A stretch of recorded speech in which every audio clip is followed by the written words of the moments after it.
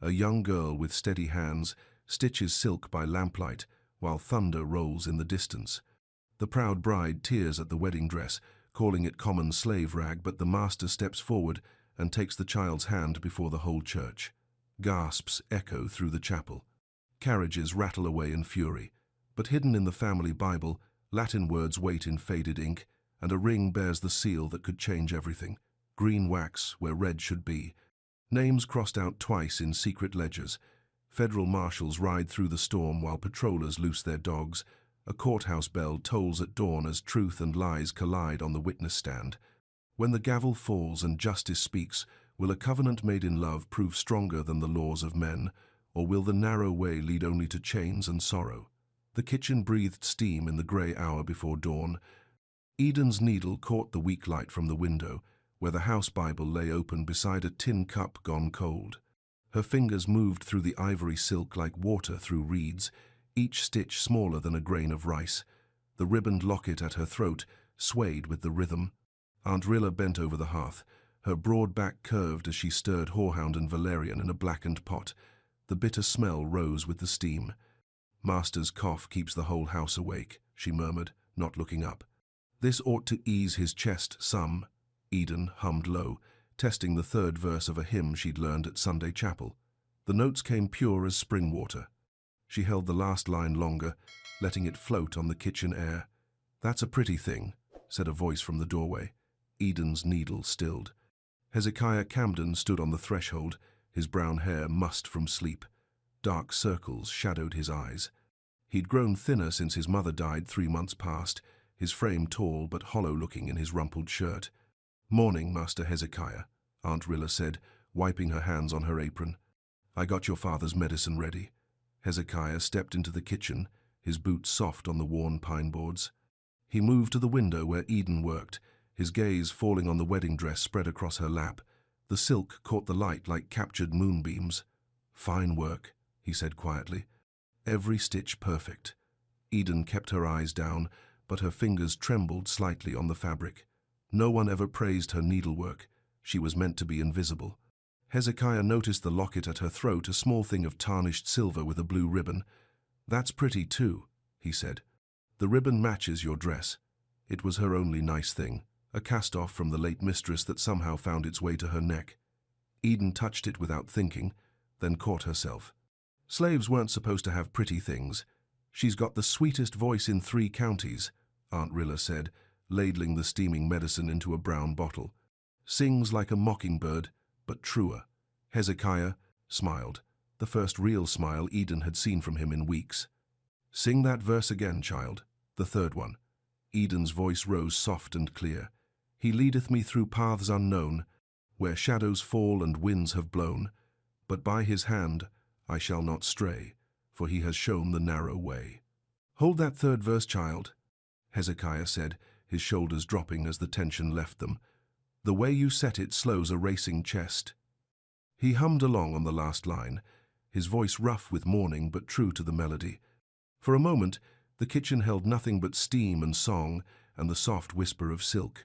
Then boots tramped on the porch steps, heavy ones and lighter ones that clicked.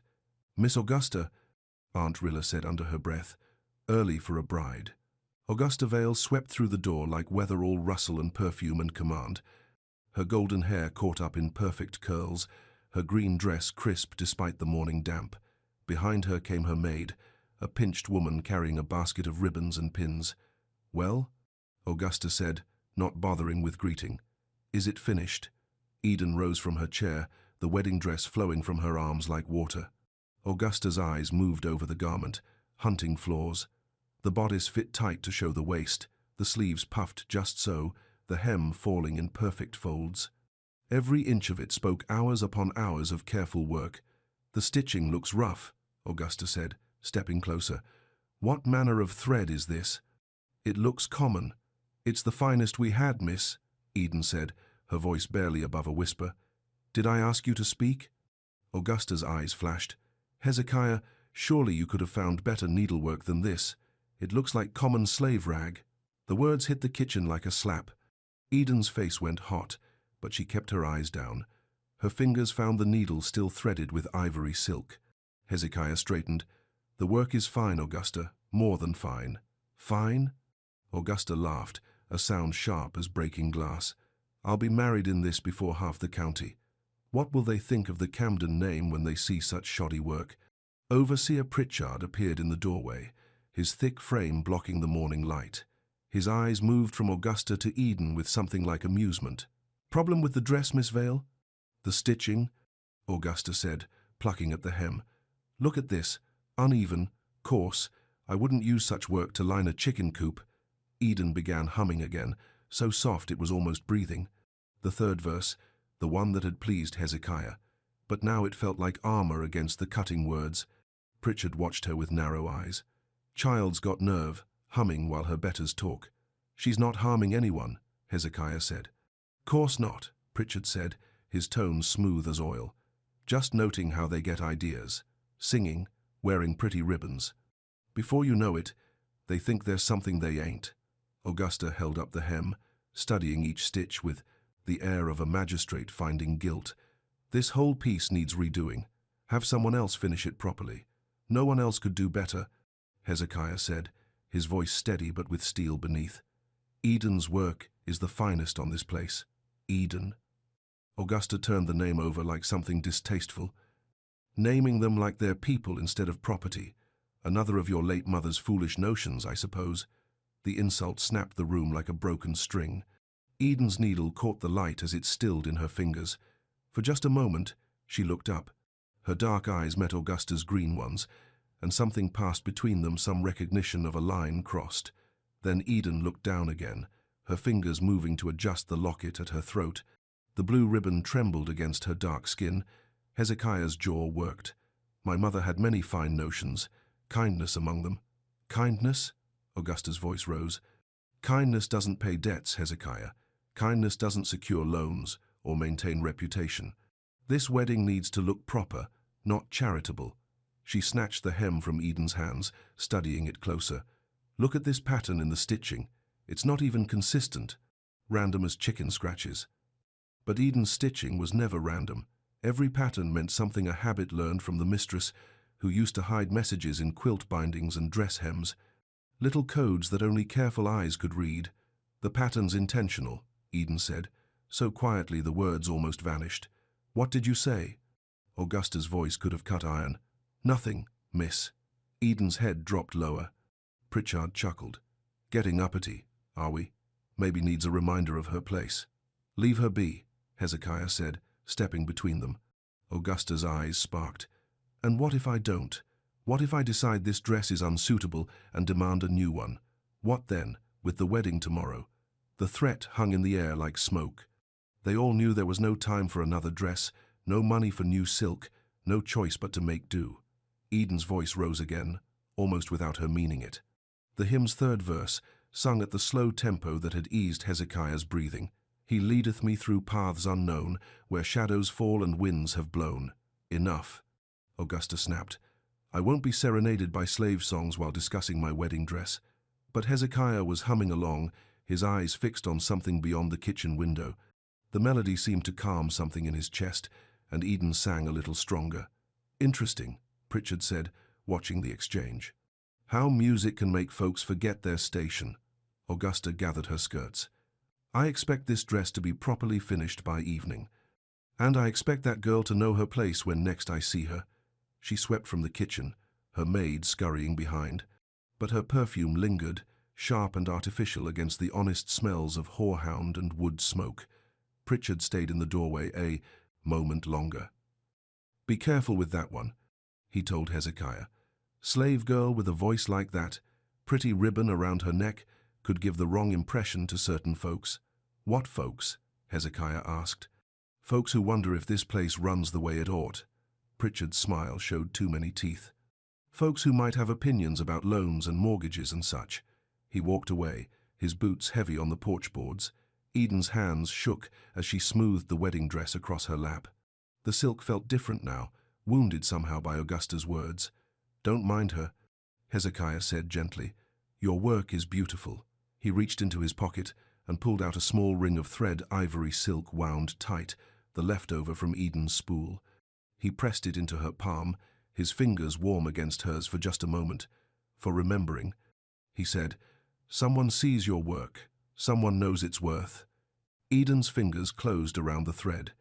It felt solid and real, a small weight against the morning's cruelty.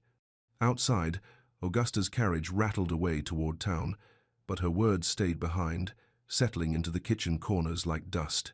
Eden looked down at the dress, at the pattern she'd stitched into the hem, not random at all, but careful as a map. The pattern matched something she'd seen elsewhere, though she couldn't quite place where. Somewhere important, somewhere that mattered. She began to hum again, softer now. The third verse of a hymn that seemed to know more than it ought about paths and shadows and finding the way home. The afternoon heat pressed down like a flat iron.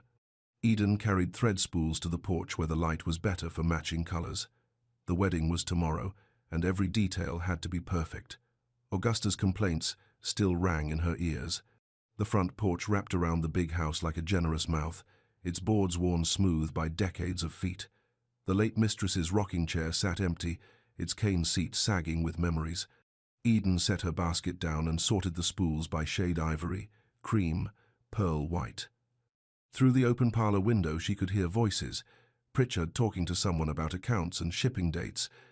His words came low and careful, the way a man talks when he doesn't want to be overheard. Eden moved closer to the window, pretending to examine her thread in the better light. The voices grew clearer. "Crossed off twice here," Pritchard was saying. "Makes tracking easier when they're moved quick." "Green wax again?" another voice asked. Eden didn't recognize it. "Thought county seals were red." "Different office," Pritchard said smoothly. "Cross-county business uses green. Legitimate as anything." Eden frowned. She'd seen the county clerk's seal many times at chapel announcements.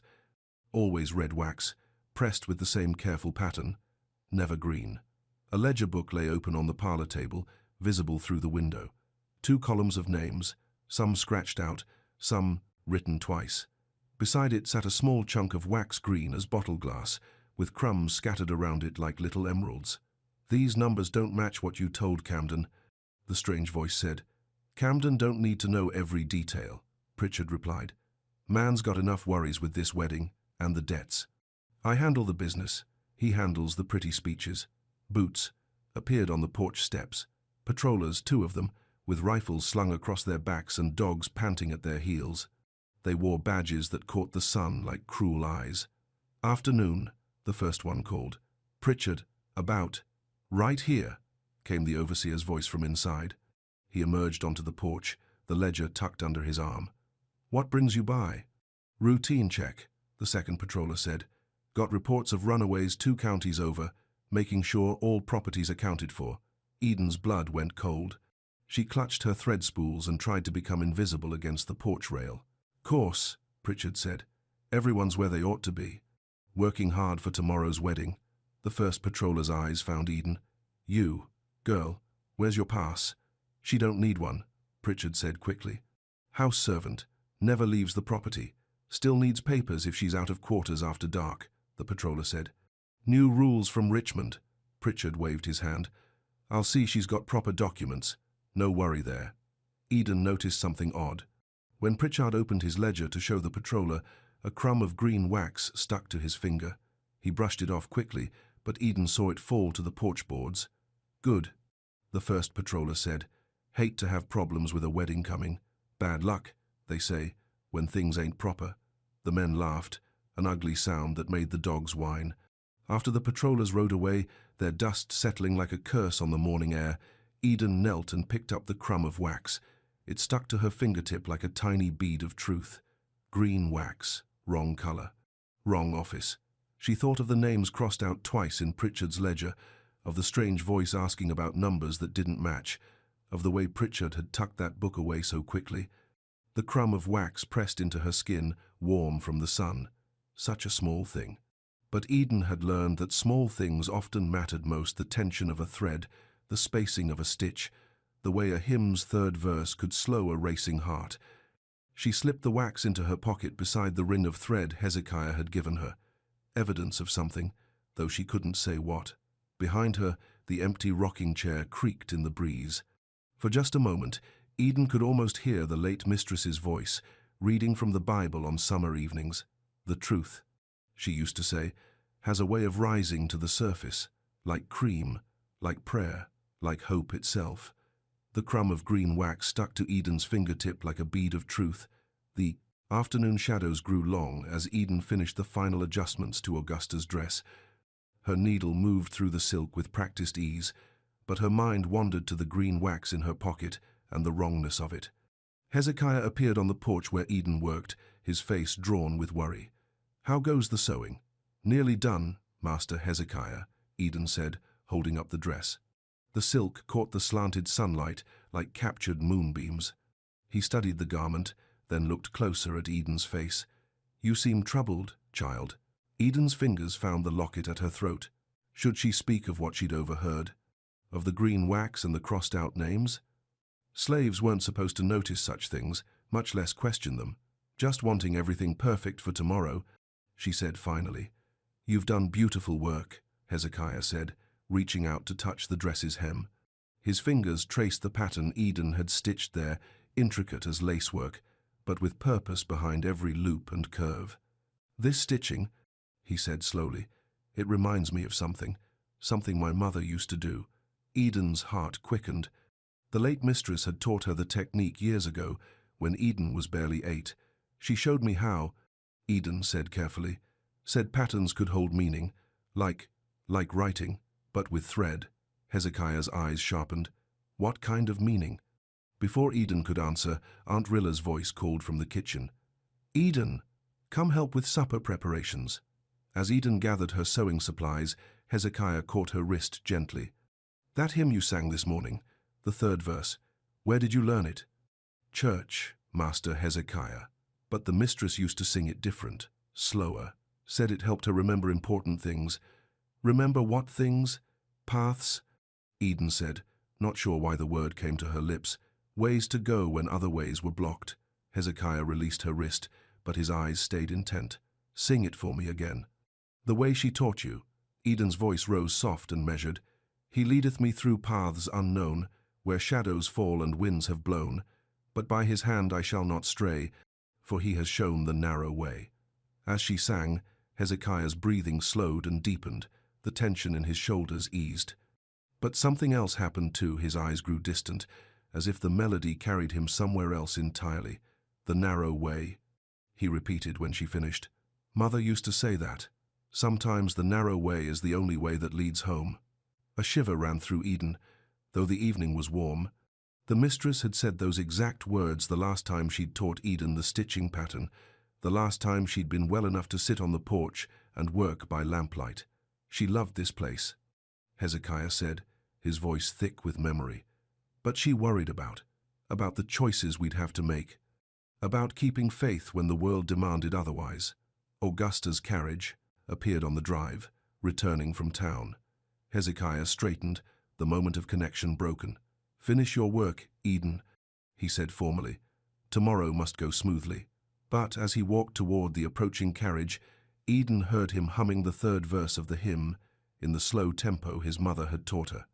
Inside her pocket, the green wax crumb seemed to burn against her fingers. Whatever it meant, whatever secrets it held, she had the feeling tomorrow would bring them into the light. The chapel sat in a grove of water oaks, their Spanish moss hanging like tattered prayer shawls in the evening light. Eden walked behind the family carriage, her arms full of Augusta's wedding finery, the dress, the veil, the silk shoes that had cost more than most folks saw in a year. The rehearsal was meant to be simple. Just the bride and groom, the families, the preacher, and a handful of witnesses.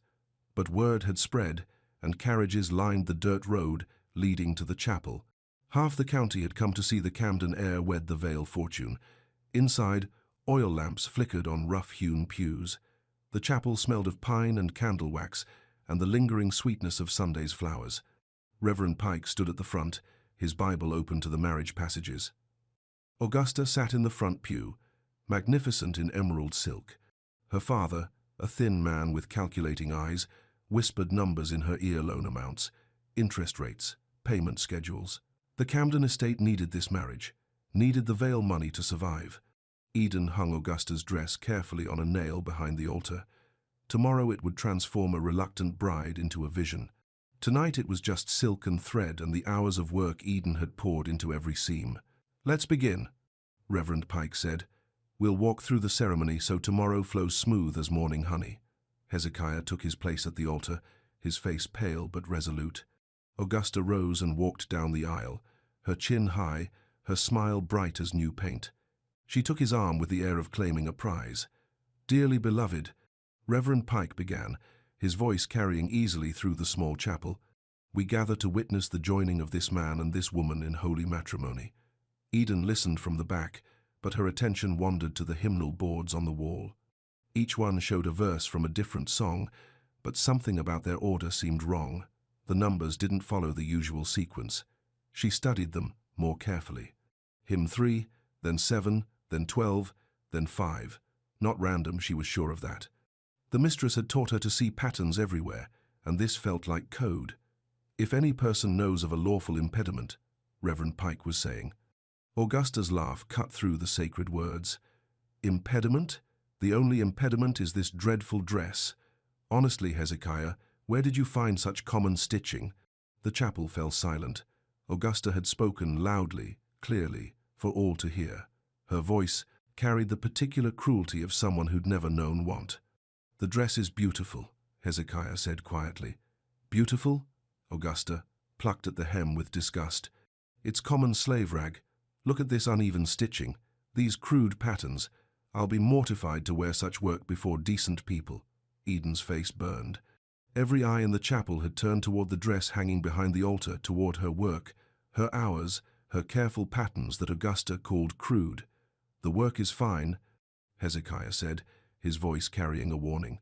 "Fine?" Augusta's voice rose higher. "This is what comes of letting slaves handle delicate work. They simply don't have the breeding for quality craftsmanship." She yanked the dress from its nail and thrust it toward Eden. "Here, take your common slave rag. I'll find something suitable elsewhere." The silk pooled in Eden's arms like captured moonlight. Every eye in the chapel watched her, some with pity, some with embarrassment, some with the cruel satisfaction of seeing someone humbled.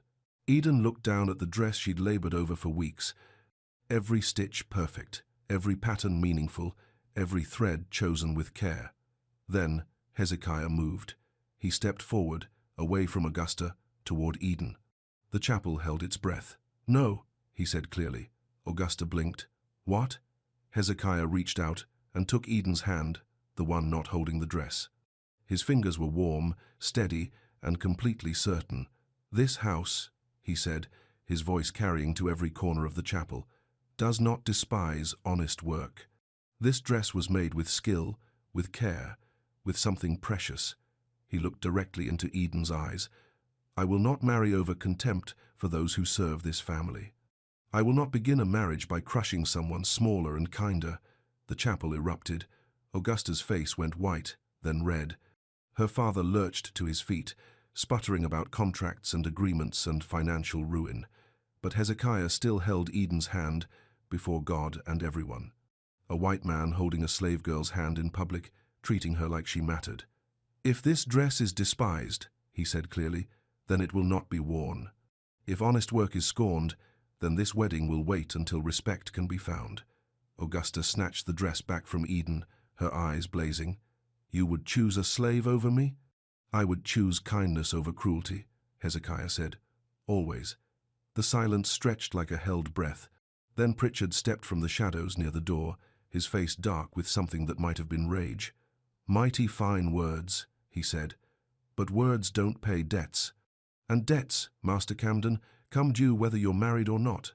Some papers can disappear real easy if the right agreements ain't made." The threat hung in the air like smoke from hell itself. Pritchard's hand rested on his coat pocket, where Eden glimpsed the corner of a folded document. "What papers?" Hezekiah asked. "Papers that keep folks where they belong," Pritchard said. "Papers that can vanish if certain financial obligations ain't met. You understand my meaning?" He was talking about freedom papers, about the forged documents that could send people away forever, about the power to make people disappear. Augusta's father stepped forward, his thin face hard as winter. "The loan comes due in 30 days, Camden. Without this marriage, You'll lose everything. Your land, your house, your people. All of it. Hezekiah's hand tightened on Eden's, and she felt his pulse racing beneath the skin. But when he spoke, his voice stayed steady. Then we'll find another way. What way? Pritchard asked, his smile showing too many teeth. What magical solution fixes debts and saves plantations without the Vale money? Hezekiah had no answer. But Eden felt something stir in her memory, something about patterns and paths, and the narrow way that led home. She began to hum, so soft it was almost breathing, the third verse of the hymn his mother had loved, the one that slowed racing hearts and showed hidden ways. In the lamplight, her voice rose pure and clear. He leadeth me through paths unknown, where shadows fall and winds have blown. But by his hand I shall not stray, for he has shown the narrow way. As she sang, Eden's eyes moved to the hymnal boards on the wall, the numbers that seemed wrong, the pattern that wasn't random. 3, 7, 12, 5. Not hymn numbers, something else. Coordinates? Directions? A code the mistress had left behind? The narrow way. Sometimes the only way that led home. The chapel fell quiet, except for Eden's voice and the wind in the oaks outside. In that silence, a new possibility began to take shape. Small as a crumb of green wax, fragile as a thread, but real. Thunder muttered in the distance as the last carriages left the chapel. Augusta had departed in a fury of silk and threats, her father's warnings about loans and foreclosure echoing in the evening air. Tomorrow's wedding hung in doubt, and with it the fate of every soul on the Camden Place. Eden walked home through the gathering dusk, the wedding dress folded carefully in her arms. The silk felt different now, not just fabric, but evidence of something larger, a choice made in public, a line drawn. Aunt Rilla waited on the kitchen porch, her wide frame silhouetted against the lamplight. "Child," she said softly, "you all right?" "Yes," Eden said, though her hands still trembled from the scene in the chapel. Master Hezekiah, he spoke true tonight, spoke like his mother would have. Inside the kitchen, Eden spread the wedding dress across the table. By lamplight, her stitching caught the golden glow, every pattern clear, every line purposeful, not random at all, but careful as a map. "Aunt Rilla," Eden said slowly, "this pattern in the hem, does it remind you of anything?" Rilla bent over the silk, her weathered fingers tracing the intricate stitches, her breath caught. "Lord, have mercy. Child, where did you learn this?" "The mistress taught me, said patterns could hold meaning." "Meaning," Rilla repeated, her voice thick with something between wonder and fear. "This here's the pattern from the Bible margin, the one she used to trace with her finger when she read the holy words at evening time." Eden's heart quickened. What Bible margin? The house Bible, by the kitchen window. Page with the marriage vows, but she always looked at the margin beside it. Little marks in Latin, like someone wrote them secret-like. Eden set down her needle. "Show me." They moved to the kitchen window where the Bible lay open to catch the morning light. The leather binding was cracked with age, the pages soft as cloth from countless readings. Rilla turned to the marriage passage and pointed to the margin. There, in faded ink, someone had written a line of Latin words. The letters were small, careful, almost hidden in the shadows between the printed text and the page edge. "Manumitio filiae Rillae sub signo annuli," Eden read slowly. Her reading wasn't perfect, but the mistress had taught her enough Latin for prayers and medicine. "What's it mean?" Rilla whispered. "Manumission of Rilla's daughter under the sign of the ring," Eden translated, her voice barely above a breath. Rilla's hands flew to her mouth. "Daughter? But I only had one daughter, and she died when she was just a baby." Eden looked at the words again, at the pattern she'd stitched unconsciously into Augusta's dress hem, at the careful placement of letters that matched the stitching exactly. "Or maybe," she said slowly, "she didn't die. Maybe she lived. Maybe you're looking at her." The words hung between them like a prayer waiting for an answer. Rilla's eyes filled with tears, her breath coming short and quick. "That's not possible," she whispered. "They told me," they said. But Eden was remembering things. Fragments of conversations, half-heard words, the way Rilla had always treated her different from the other children, not just with kindness, but with something deeper, something like love. "The locket," Eden said suddenly, her hand flying to her throat. Where did it come from? Your mama gave it to me before she died, Rilla said. Said to keep it safe for when you came of age. What, mama? Rilla's face crumpled. I thought. I was told. Lord, child, I don't know what's true anymore. Thunder rolled closer, and the first fat raindrops spattered against the kitchen window. The storm was coming fast, the way they did in summer, sudden and fierce, and changing everything in their path. Eden stared at the Latin words in the Bible margin, manumission, freedom, under the sign of a ring. Aunt Rilla, she said carefully. What ring? The storm hit like God's own fury, turning the world into water and wind. Rain lashed the kitchen windows, and thunder shook the house foundations. Somewhere in the distance, a tree fell with a crash that rattled, the tin cups on their shelf. Eden and Aunt Rilla sat at the kitchen table, the Bible open between them, the Latin words seeming to glow in the lamplight. Outside, the night had turned chaos, but inside the kitchen, pieces of an old puzzle began falling into place. Tell me about the ring, Eden said. Rilla's hands shook as she reached into her apron pocket. I kept it safe all these years. Didn't know why, just felt like I should. She pulled out a small object wrapped in cloth, a man's ring, heavy and old, with a crest carved deep into the golden surface. The design showed a tree with roots and branches, and around the edge, words in Latin, fides et familia, faith and family. The master's father wore this, Rilla said. The old Master Camden, Hezekiah's grandfather. When he died, the mistress took it, said it would be needed someday for something important. Eden held the ring up to the lamplight. The crest was clear and bold, carved by a master craftsman. Sub signo annuli, she murmured, under the sign of the ring. Child, what are you thinking? Before Eden could answer, footsteps splashed across the porch. The kitchen door burst open, and Hezekiah stumbled in, soaked to the skin and breathing hard. The ferry's out, he said without preamble. Road to the chapel is washed out. Tomorrow's wedding is impossible unless we find another way. Rilla handed him a towel. Another way to where? To the chapel, to the county clerk's office, to anywhere that can make this marriage legal. He ran the towel through his dripping hair. Augusta's father is threatening to call the loan at dawn if I don't honor the contract. But I can't get to town, can't get papers, can't get anywhere through this storm.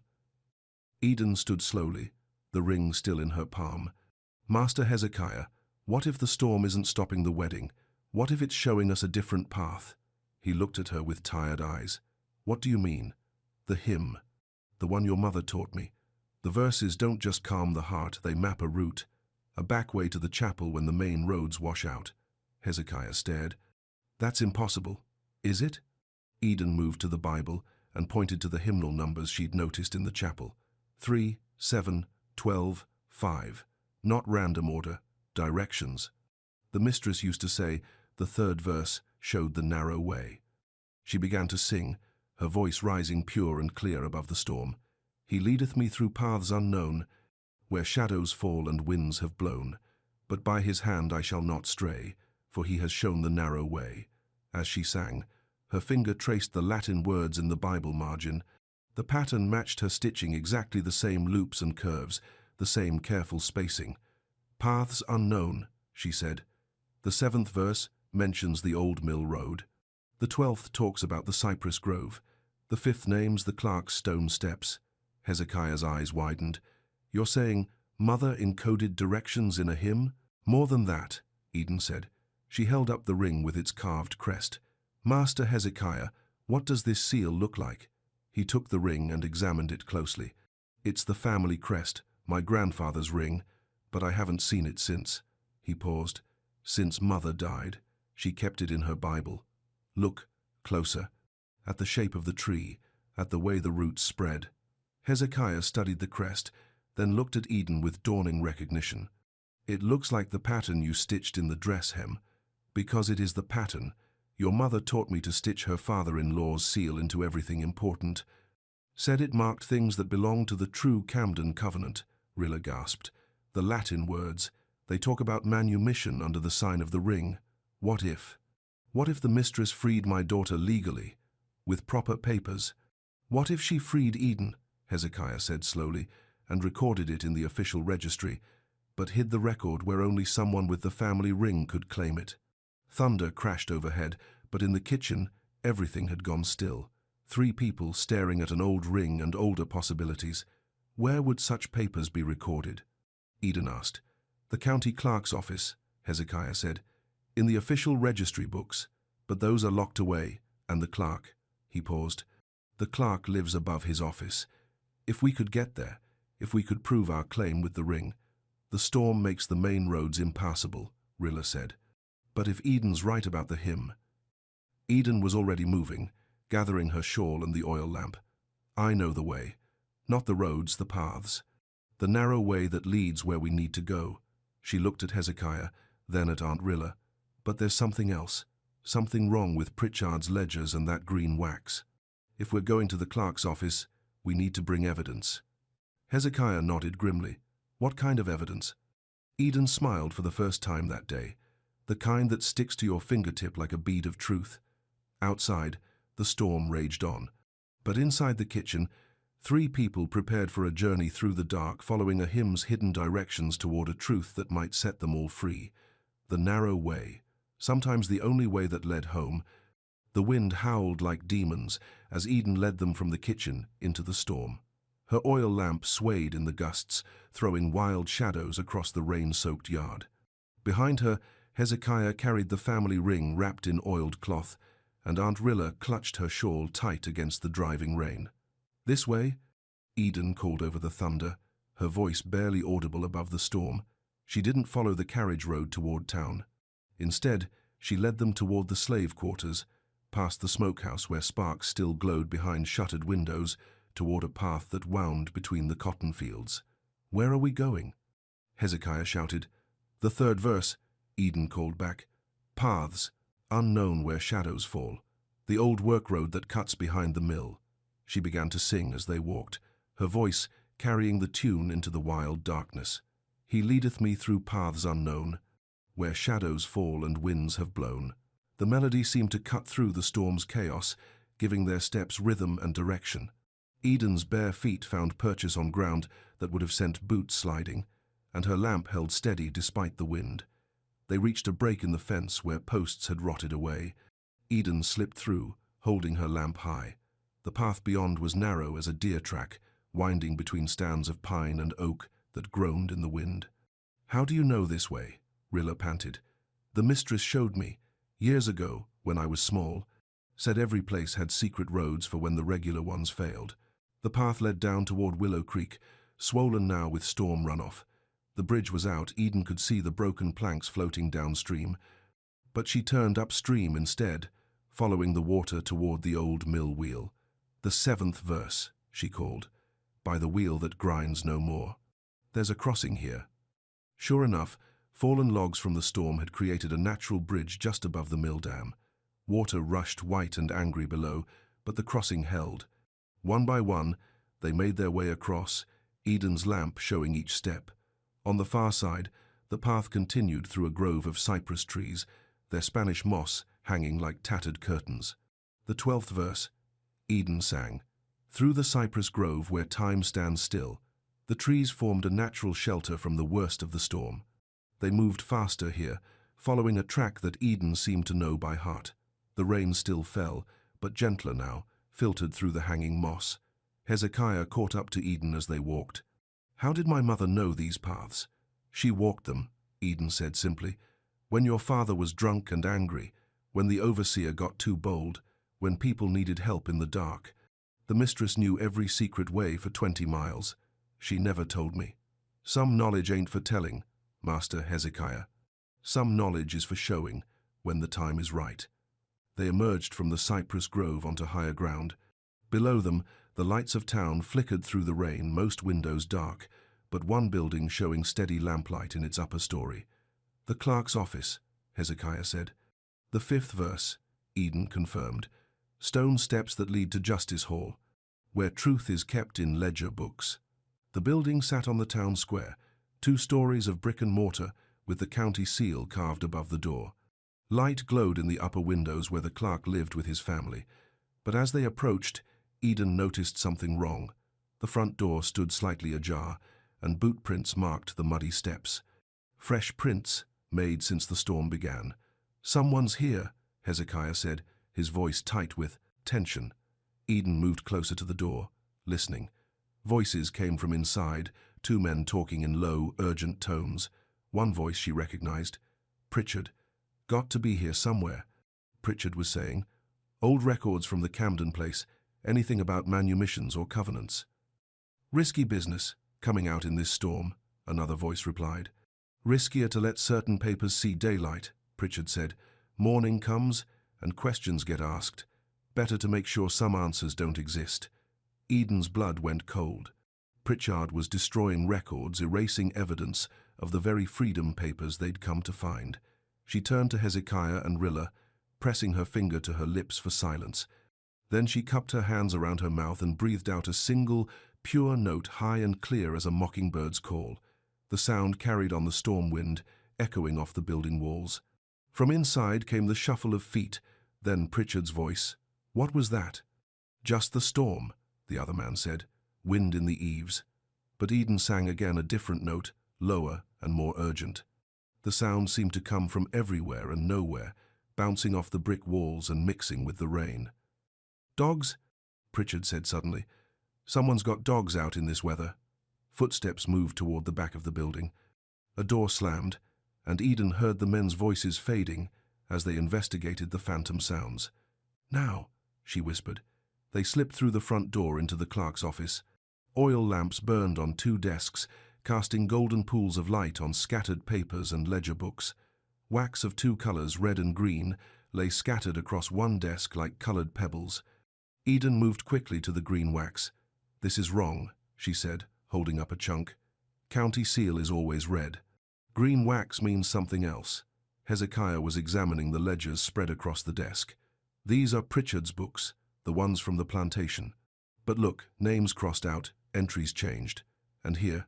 He held up a document. "Freedom papers. But the seal is green, not red." "Forged," Rilla breathed. "Not just forged," Eden said, studying the papers more closely. "The writing's wrong too. See how the A leans different. And the date wrong month for the county clerk's rotation." Boots thundered on the stairs. The clerk himself appeared, a thin man in a nightshirt and spectacles, carrying a loaded pistol. "Who goes there?" he demanded. "What's this about? Silas Dobbins?" Hezekiah stepped forward. "I'm Hezekiah Camden. We need to check the official registry. In the middle of the night? In this storm?" Dobbins' eyes narrowed. "What's so urgent it can't wait for proper hours?" Eden held up the green wax. "Someone's been making false papers with the wrong seal color. Papers that could steal people's freedom." Dobbins examined the wax, his expression growing grim. "Green wax is for trade documents, cross-county shipping manifests. Not freedom, papers or legal releases." "Then these documents are false," Hezekiah said, spreading Pritchard's papers on the desk. Before Dobbins could respond, the back door burst open. Pritchard appeared, dripping wet and furious, his companion behind him, a sallow man Eden didn't recognize. "Well, well," Pritchard said, his hand moving to his coat. "Seems we got visitors. Unfortunate visitors who might have seen things they oughtn't." His hand emerged, holding a small pistol. The other man drew a knife. "Now," Pritchard said, his voice deadly calm, "we're going to have a conversation about minding one's own business, and about what happens to folks who don't." The storm raged outside, but inside the clerk's office, a different kind of tempest was brewing. Truth and lies, freedom and bondage, all balanced on the edge of a knife. Eden's hand found the family ring in her pocket. Under the sign of the ring, the Latin words had said, "Manumission of Rilla's daughter." Whatever happened next, she would not let that promise die in the darkness. The oil lamps flickered as Pritchard stepped closer, his pistol steady in his hand. The other man, lean and hungry-looking, moved to block the door. Rain drummed against the windows, and somewhere in the distance, thunder rolled like artillery. "Now then," Pritchard said, his voice smooth as poisoned honey. "Seems we got ourselves a situation. Important folks out in a storm, poking through papers that ain't their concern." Clerk Dobbins clutched his own weapon tighter. "This is a county office, Pritchard. You've got no authority here." "I got all the authority I need," Pritchard replied, gesturing with his pistol. "Man's got to protect his business interests." and certain arrangements that benefit everyone involved. Eden studied the scattered papers on the desk, freedom documents with green wax seals, ledger entries crossed out and rewritten, names that appeared twice in different handwriting.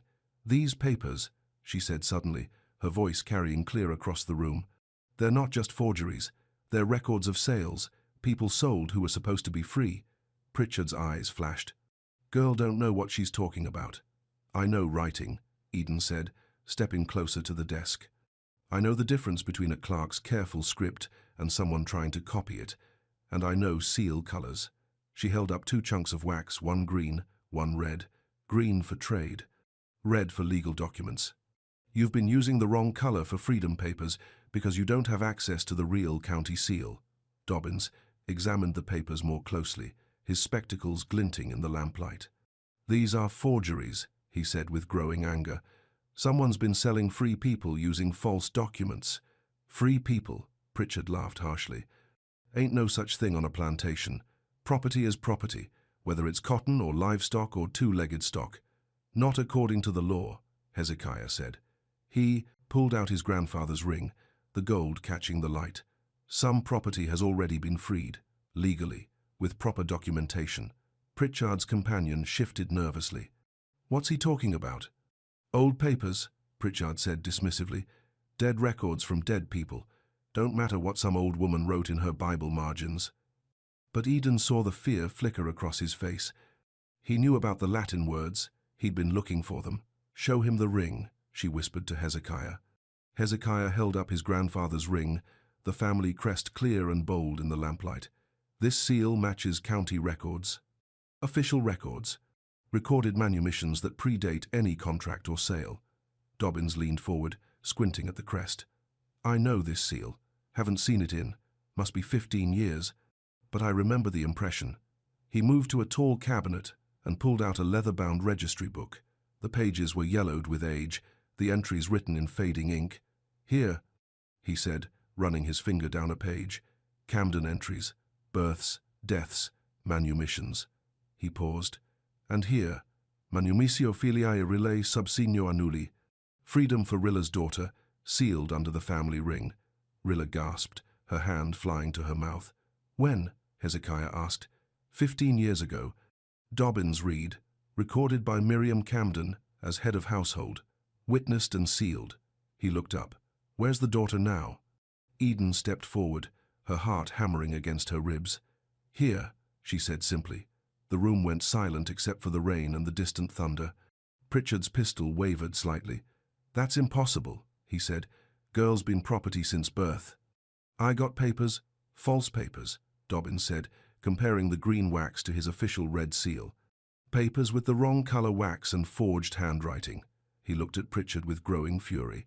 How many people have you sold using false documents? Pritchard's companion edged toward the door. I ain't part of this. I just helped with the wax. Shut up, Coley, Pritchard snapped, but Coley was panicking. I got a trade license for cross-county shipping, green wax for manifests and bills of sale. He paid me to use it for other things, said it was legal.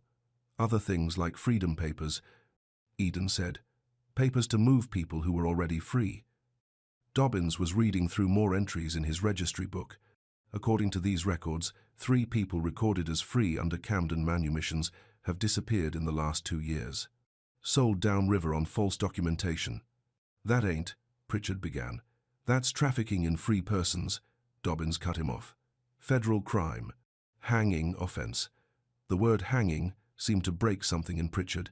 His face went white, then red with desperate fury. Nobody's hanging, he snarled, raising his pistol. These records are going to burn, and anyone who's seen them is going to disappear permanent-like. But as he spoke, Eden began to sing. Soft at first, then stronger the third verse of the hymn that had guided them through the storm. He leadeth me through paths unknown, where shadows fall and winds have blown.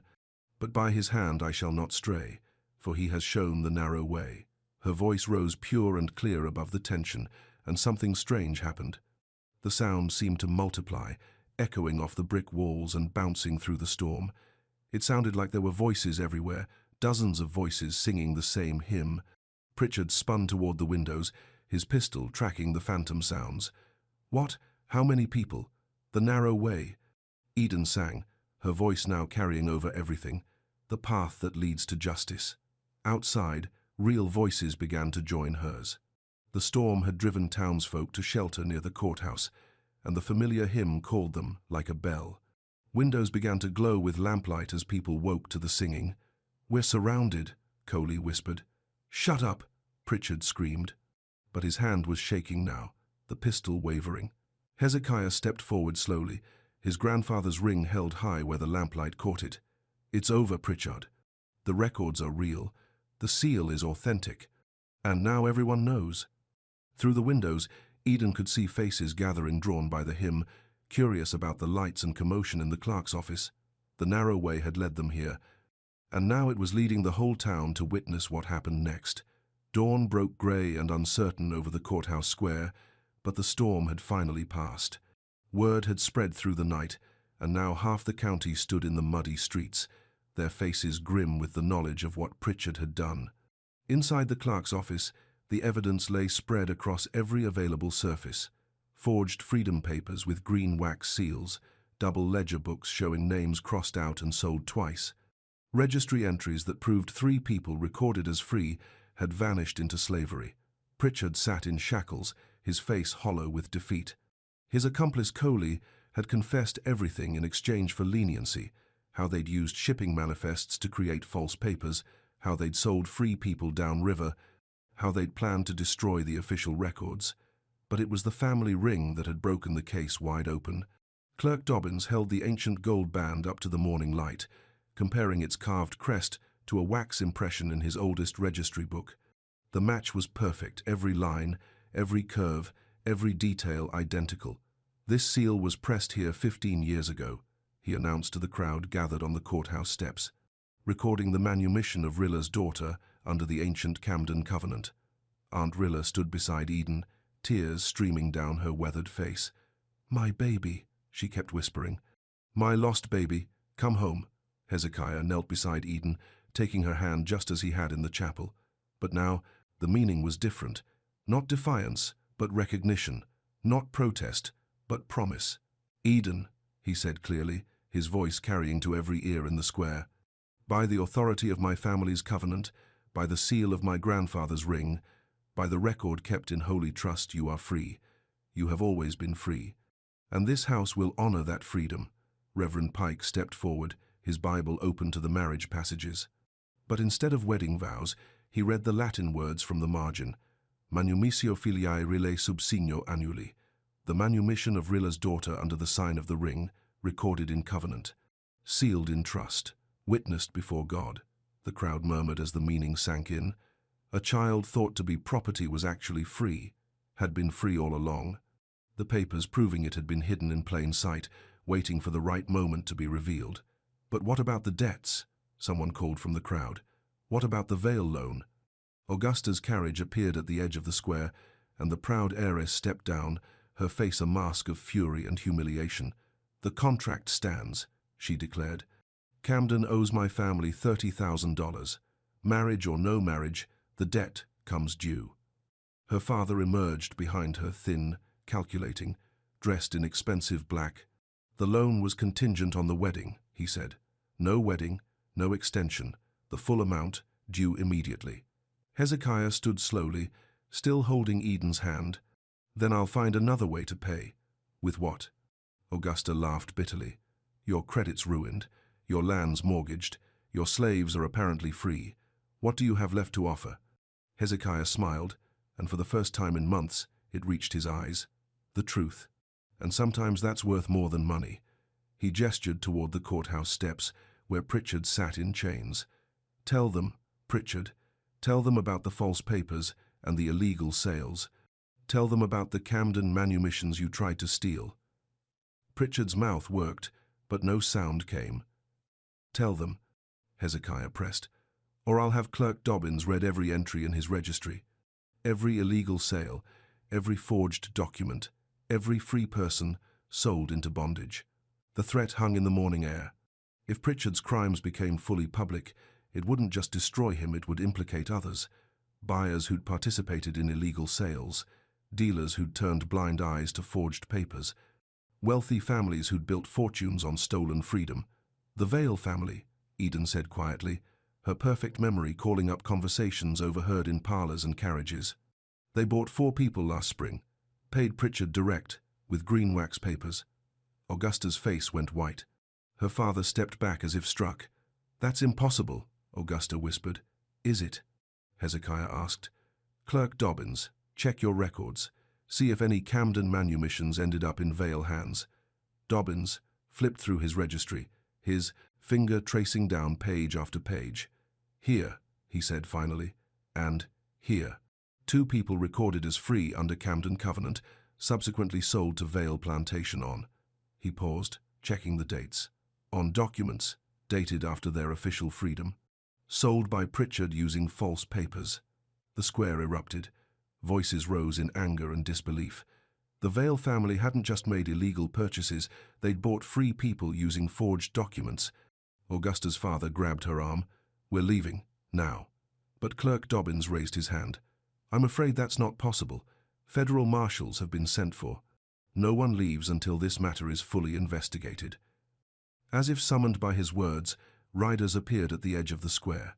3 men in dark coats with badges that caught the morning sun. Federal marshals, with authority that superseded local law. The lead marshal dismounted and approached Dobbins. "We received word of trafficking in free persons. Where are the accused?" Dobbins pointed to Pritchard, then gestured toward the Vale carriage. Multiple parties involved. Evidence of systematic fraud and illegal sales. As the marshals took statements and examined evidence, Hezekiah turned to address the crowd. "My friends," he said, his voice carrying clearly across the square, "this day has revealed ugly truths, but it has also revealed something beautiful, the power of covenant kept in trust, the strength of promises made in love." He knelt again beside Eden and Aunt Rilla. 15 years ago, my mother freed Eden with legal manumission. But more than that, she bound our family to protect and cherish those in our care. That covenant stands, today, tomorrow, always. The hymn began again, not Eden's voice this time, but Aunt Rilla's, deep and rich with years of sorrow transformed to joy. "He leadeth me through paths unknown, where shadows fall and winds have blown. But by his hand I shall not stray, for he has shown the narrow way." One by one, other voices joined. Black voices and white voices, rich and poor, all singing the same words that had guided them through storm and darkness to this moment of truth. The narrow way, the path that led to justice. The covenant that transformed a plantation heir's gesture of kindness into a revolution of grace. As the sun climbed higher, burning off the last of the storm clouds, Eden looked around at the faces surrounding her. Free faces, singing of freedom. Her freedom, the dress hem that had started it all, lay forgotten in Pritchard's abandoned ledger, its careful stitching now revealed as more than decoration. It had been a map, a message, a promise kept in thread and trust. Under the sign of the ring, just as the Latin words had foretold. The courthouse bell tolled noon as Federal Marshal William Hayes spread the evidence across the mahogany table in the magistrate's chamber. 3 days had passed since Pritchard's arrest, and word of the illegal sales had drawn investigators from Richmond and beyond. Eden sat beside Aunt Rilla in the gallery, her hands folded around the precious ring that had unlocked so many secrets. The courtroom buzzed with whispers, planters worried about their own dealings, townspeople scandalized by the scope of Pritchard's crimes, and federal agents taking careful notes on everything said. Judge Morrison, a stern man with silver whiskers, examined the forged papers through his spectacles. "So we have systematic trafficking in free persons, using fraudulent documentation and false seals." "Yes, Your Honor," Marshal Hayes replied.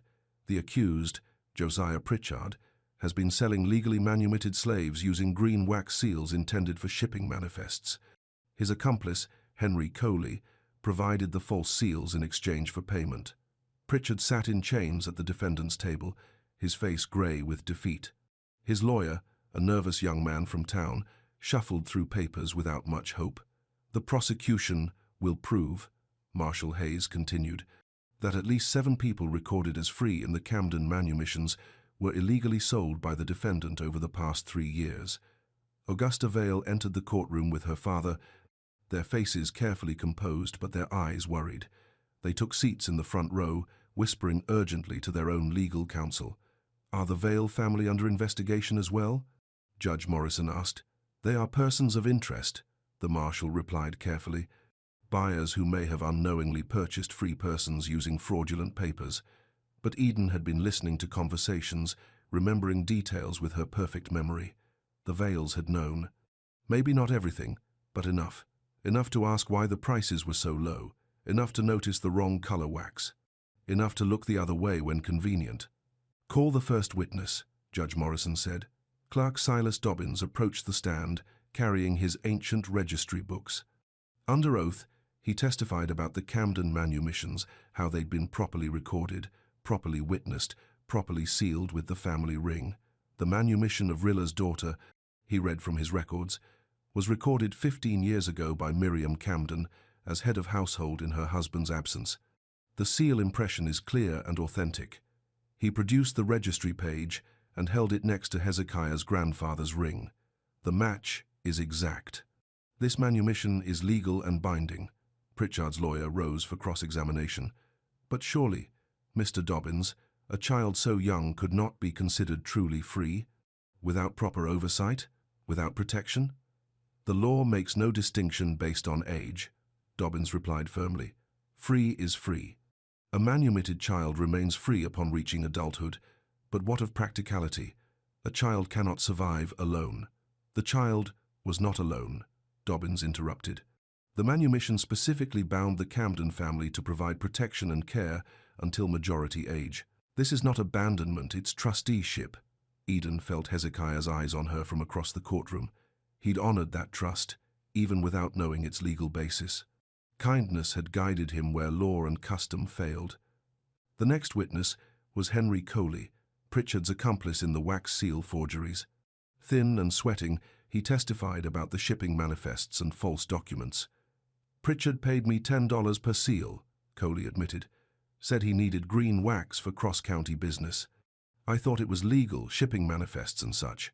"When did you realize the seals were being used fraudulently?" Marshal Hayes asked. "When I saw 'em on Freedom Papers," Coley said, his voice barely above a whisper. "Green wax don't go on manumission documents. That's county business, red wax only." "Did you confront Pritchard about this?" I asked him about it. He said mind my own business if I wanted to keep getting paid." The courtroom stirred. Here was clear evidence of knowing fraud.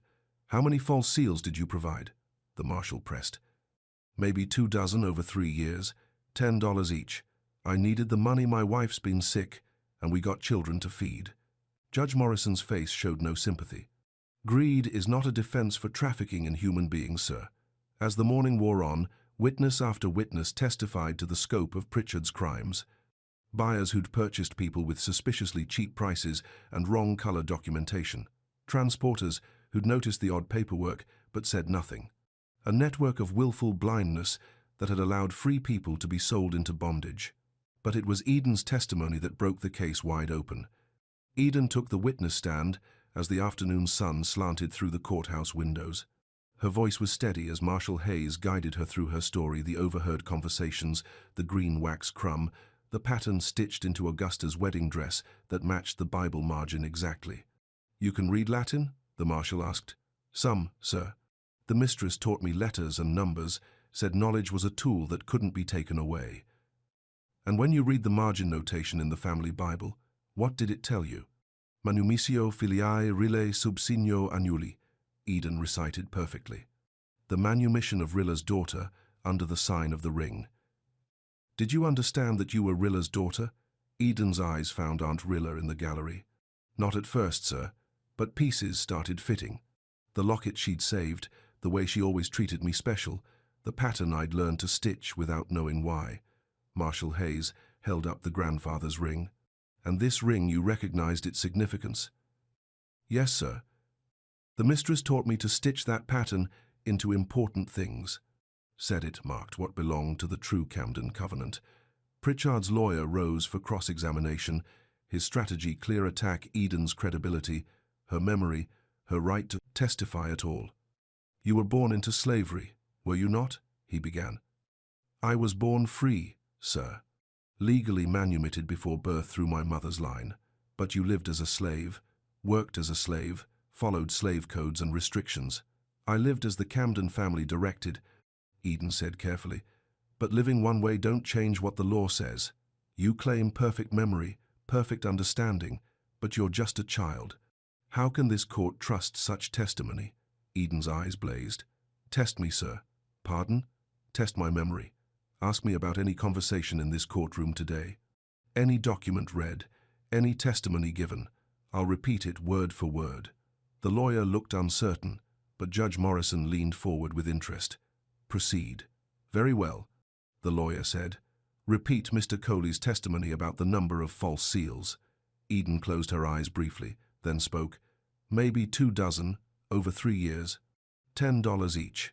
I needed the money, my wife's been sick, and we got children to feed." Her voice even matched Coley's nervous cadence. The courtroom murmured in amazement. "The clerk's description of the registry entry?" the lawyer pressed. "The manumission of Rilla's daughter, recorded 15 years ago by Miriam Camden as head of household in her husband's absence. The seal impression is clear and authentic. Perfect again, word for word." The lawyer's face fell. No further questions, but Marshall Hayes had more ground to cover. "Eden, did you overhear any specific conversations between Pritchard and Byers regarding these illegal sales?" "Yes, sir, several." "Tell the court about the conversation you overheard between Pritchard and Mr. Charles Vale." Augusta's father stiffened in his seat. This was dangerous territory. Eden's voice carried clearly through the courtroom. "It was last spring, on the front porch. Mr. Vale said, 'These prices seem low for such quality stock.' Pritchard answered, 'Quick sale, cash payment, no questions asked, that's why the discount.' Then Mr. Vale said, 'And the papers are in order?' And Pritchard said, 'Papers are what they need to be. Green Wax makes everything legal for cross-county transport.'" The courtroom erupted. Charles Vale shot to his feet, his face red with anger. "That's a lie. A slave girl's word against a white man's. Sit down." Judge Morrison's gavel cracked like thunder. "This court will hear all testimony, regardless of the witness's status." "But she was property," Vale protested. "She can't testify against her betters." "She was legally free," the judge replied coldly. "And free persons may testify in federal court, regardless of color or previous condition." Marshall Hayes pressed his advantage. "Eden, did Mr. Vale ever express concern about the documentation?" "Yes, sir. He mentioned the wax color was different from county papers he'd seen before. Pritchard told him green wax was used for special circumstances and interstate commerce. Said it made the sales legal across state lines. Did Mr. Vale seem satisfied with this explanation?" "He said it made sense for business purposes, sir. Said he appreciated discretion in such matters." The implication was clear. Vale had known something was irregular, but chose not to investigate too deeply. Willful ignorance in service of profitable deals. Augusta's face had gone pale. Her family's reputation was crumbling with each word. "One more question, Eden," Marshall Hayes said. "In your observation, how many people from the Camden manumissions were sold using these false papers?"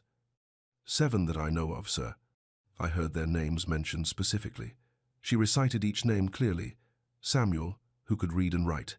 Mary and her baby daughter. Thomas, who worked iron. Caleb and his wife Sarah.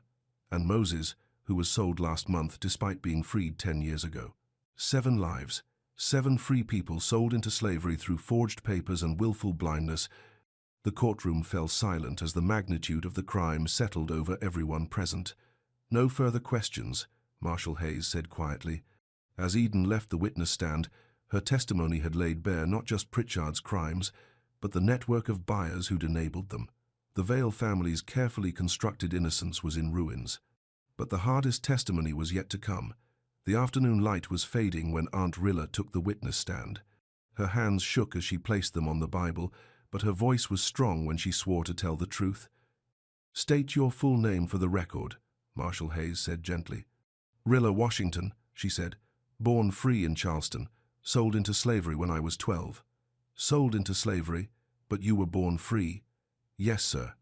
My mama had papers, but they got lost in a fire. Without papers, a free colored person could be claimed as runaway property. Her voice carried decades of grief. Happened all the time in those days. How did you come to work for the Camden family? Bought at auction by Hezekiah's grandfather. But the old Master Camden was a good man. When he learned I could read and write, when he found out I'd been born free, he started working toward my manumission. Did he complete that process? No, sir. He died before the papers were finished, but he made his son Hezekiah's father promise to see it done right. And did Hezekiah's father honor that promise? Rilla's face clouded. Young Master Camden had different ideas, said freeing slaves would set a bad example, said it wasn't economical. She paused. But his wife, Miss Miriam, she remembered her father-in-law's promise. Tell the court about your daughter.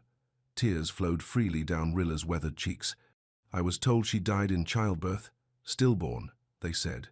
I grieved for years, thinking my baby was gone. When did you learn otherwise? 3 days ago, when Eden showed me the Latin words in the Bible margin, when the pattern finally made sense. Marshall Hayes approached with a document. I show you Exhibit C, a birth record from 15 years ago. Does this refresh your memory about the circumstances of your daughter's birth? Rilla studied the paper, her lips moving as she read. This says my daughter was born alive, born healthy, born free under her grandmother's manumission. She looked up with wonder. They didn't tell me she was free. They let me think she died. Who made this deception? Must have been Pritchard, Rilla said, anger entering her voice. He was head overseer even then. He'd have handled the birth records, the documentation, if he wanted to keep a free child as slave labor. He would need to hide the legal manumission, Marshall Hayes finished. Make you believe the child was dead, then raise her as property. The courtroom stirred with outrage. Stealing a child from her mother, hiding legal freedom for 15 years, the cruelty was breathtaking. Mrs. Washington, Marshall Hayes continued, do you recognize the defendant, Josiah Pritchard? I know him well, sir. He's been selling people off this place for years. Always said it was legal, proper papers and such. Did you ever question these sales? A slave don't question the overseer, sir. That way leads to the whip. But I noticed things. People who should have stayed disappeared. Papers that didn't look right. Prices that seemed too low for healthy workers. What did you notice about the papers? Wrong color wax, mostly. County seal was always red, but Pritchard's papers often had green. He said it was for out-of-county sales, but it never felt right. Pritchard's lawyer rose for cross-examination, but his heart wasn't in it. The evidence was overwhelming, the testimony devastating. Mrs. Washington, he said half-heartedly, you admit you cannot read legal documents well? I can read well enough, Rilla replied with dignity. The mistress taught me letters and law. I know the difference between legitimate papers and forgeries. But you never challenged these supposed irregularities. A slave woman challenging the overseer? Rilla's voice carried bitter irony. Sir, that would have been suicide. But I remembered. I watched. I waited for someone with authority to ask the right questions. The lawyer sat down, defeated. Judge Morrison called for a brief recess as the weight of testimony settled over the courtroom. In the gallery, Eden sat close to Aunt Rilla, mother and daughter reunited by truth and courage. Hezekiah approached them during the break. I'm sorry, he said quietly. If I'd known, if I'd looked closer at the records. You honored your mother's covenant, Rilla said gently. Even without knowing its full meaning, you kept faith with her promises. That's what matters. The debts, though, Hezekiah said with worry. Even with Pritchard's crimes exposed, I still owe the Vale family. And now, with their reputation damaged. Maybe not, Eden said, thoughtfully. If they bought people using false papers, if they participated in trafficking free persons, their legal standing might be different than they think. Marshall Hayes approached their group. Miss Eden, Mr. Camden will need one more session tomorrow to address the civil implications of these crimes. Compensation for illegal sales, restoration of property, damages for fraud. What about the valets? Hezekiah asked. That depends on how cooperative they choose to be. The marshal replied grimly. Federal trafficking charges carry serious penalties, both criminal and financial. As the sun set over the courthouse square, The first day of testimony had revealed the scope of Pritchard's crimes. But tomorrow would determine what justice looked like for the victims and what consequences awaited those who'd profited from stolen freedom. The narrow way had led them through storm and darkness to this moment of reckoning. Tomorrow would show whether truth was strong enough to restore what had been lost. The second day of testimony began with a courtroom packed to capacity. Word of the trafficking scandal had spread through 3 counties, and spectators filled every seat. Federal Marshal Hayes had called additional witnesses, some to testify about Pritchard's crimes, others about the broader network of illegal sales. Judge Morrison's face was grim as he called the session to order. We will hear testimony regarding the civil implications of the criminal acts established yesterday. The court must determine appropriate compensation for victims and consequences for those who profited from illegal trafficking. The first witness was Thomas Whitmore, a Quaker farmer from the next county. He carried a leather satchel full of documents and spoke in the measured tones of a man accustomed to keeping careful records. "State your business with this matter," Marshal Hayes said. "I maintain correspondence with abolitionists throughout the region," Whitmore said plainly. "We track missing persons, free people who disappear suspiciously, often through questionable sales." He opened his satchel and spread papers across the evidence table.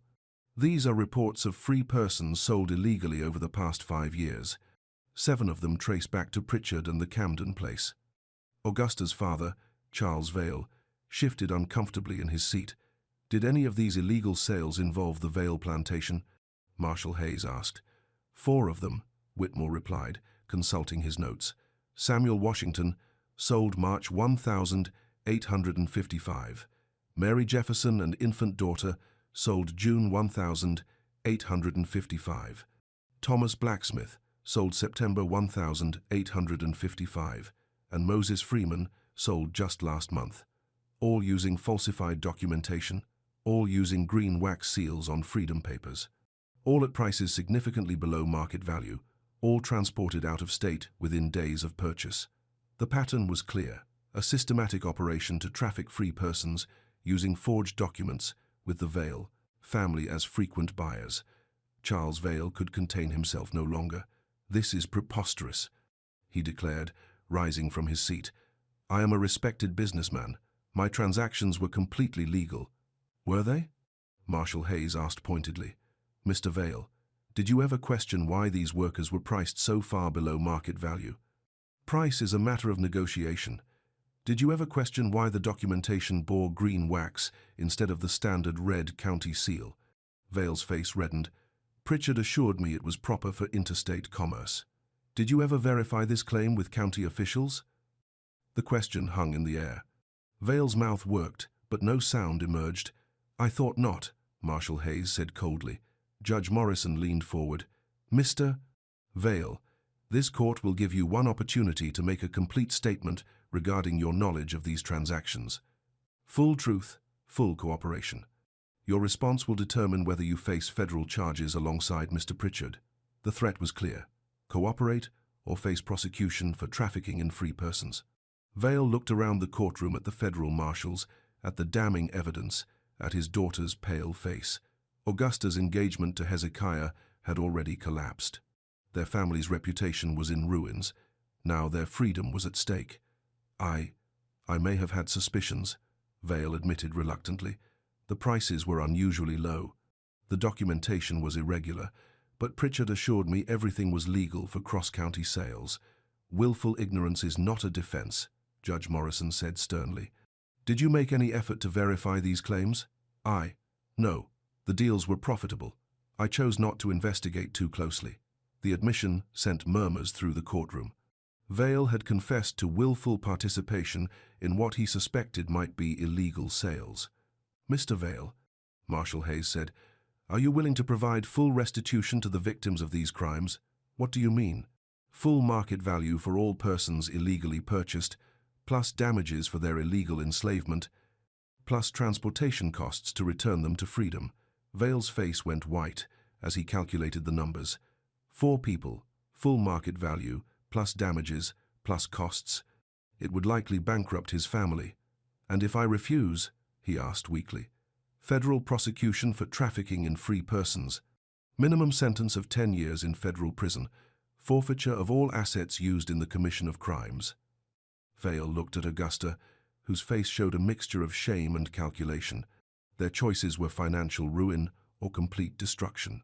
I will need time to arrange the funds, Vale said finally. You have 30 days, Judge Morrison declared. Full restitution or face federal charges. But the day's most dramatic testimony was yet to come. The afternoon session brought an unexpected witness, a tall, dignified black man in a clean but worn suit, carrying a battered leather case. He approached the witness stand with calm authority. "State your name for the record," Marshal Hayes said. "Samuel Washington," the man replied in a clear, educated voice. "Formerly of Camden Plantation, illegally sold to Vale Plantation in March of 1855. The courtroom erupted. Samuel Washington, one of the 7 victims, had returned to testify about his illegal enslavement. "How did you escape your illegal bondage?" Marshal Hayes asked. "Underground Railroad," Samuel replied matter-of-factly. "Quaker friends helped me reach Philadelphia. I've been working as a teacher there, saving money to return and help others." "Why did you return now?" Word reached Philadelphia about Pritchard's arrest, about the forged papers and illegal sales. "I came to testify and to help locate others who were sold illegally." He opened his leather case and removed several documents. "These are my original Freedom Papers, recorded in Camden Registry 15 years ago, signed and sealed properly with red wax." Samuel handed the papers to Clerk Dobbins, who examined them carefully. "These are authentic," Dobbins confirmed. "Recorded manumission, properly witnessed and sealed." "When Pritchard sold me to the Vales," Samuel continued, "he used forged papers with green wax. Said I was a runaway slave being returned to rightful ownership." "Did the Vale family question these documents?" Mr. Charles Vale examined them briefly, asked why the wax was green instead of red. Pritchard told him it was for interstate transport of captured runaways. "Did Mr. Vale seem satisfied with this explanation?" "He seemed satisfied with the low price," Samuel replied with bitter irony. "Said it was a good deal for prime field hand." Charles Vale slumped in his seat, his complicity growing more obvious with each revelation. "Mr. Washington," Marshal Hayes continued, "do you know the whereabouts of others who were sold illegally?" "Mary Jefferson and her daughter are in New Orleans, sold to a sugar plantation. Thomas Blacksmith died in a Mississippi cotton field last year. Caleb and Sarah were separated. Caleb sent to Alabama, Sarah sold in Georgia." Each name hit the courtroom like a physical blow. Lives destroyed, families scattered, all for illegal profit. "Moses Freeman was sold just last month," Samuel continued. "I believe he's still in Virginia on a tobacco plantation near Richmond. He could likely be recovered if action is taken quickly." Judge Morrison made notes rapidly. "Marshal Hayes, I want federal agents dispatched immediately to locate Moses Freeman and arrange his return." "Yes, Your Honor." "Mr. Washington," the judge continued, "what would you consider appropriate compensation for your illegal enslavement?" Samuel considered carefully. "Full wages for the time I was illegally enslaved. Education costs for my daughter, who was born in bondage because of this crime, and enough resources to help locate and free others who were sold illegally. That seems reasonable. Mr. Vale, you are responsible for these damages as part of your restitution." Augusta finally spoke, her voice shaking with anger and shame. "This is impossible. You're bankrupting our family based on a slave's testimony." "A free man's testimony," Samuel corrected gently. "I was never legally a slave, Miss Vale. I was a free man illegally enslaved through fraud and forgery." "The law sees no distinction," Augusta began. "The law sees every distinction," Judge Morrison interrupted sharply.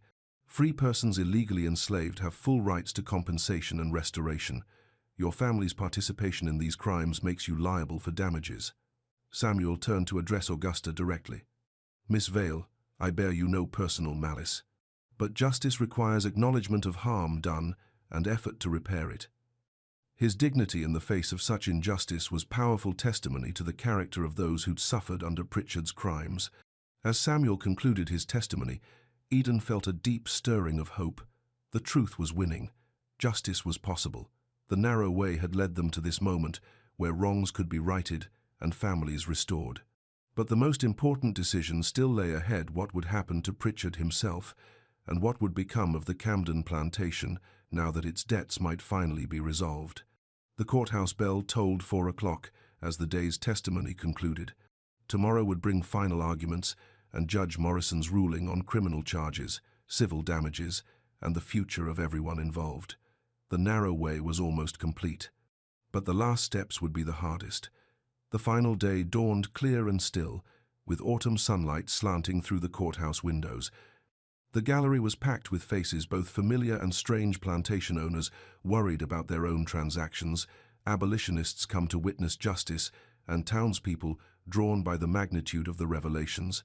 Judge Morrison entered wearing his heaviest robes, his silver whiskers combed with ceremonial care. The weight of federal authority rested on his shoulders as he prepared to render judgment on crimes that reached far beyond one county courthouse. "This court will now hear final arguments," he announced.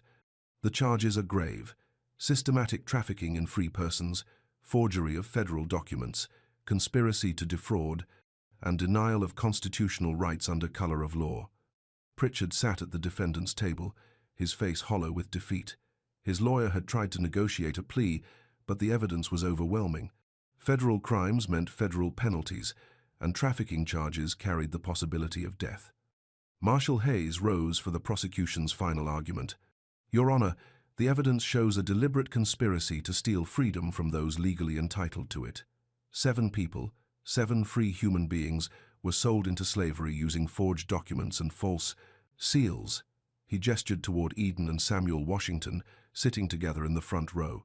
"The victims of these crimes include children born free but raised in bondage, educated men sold as field hands, and families torn apart for profit.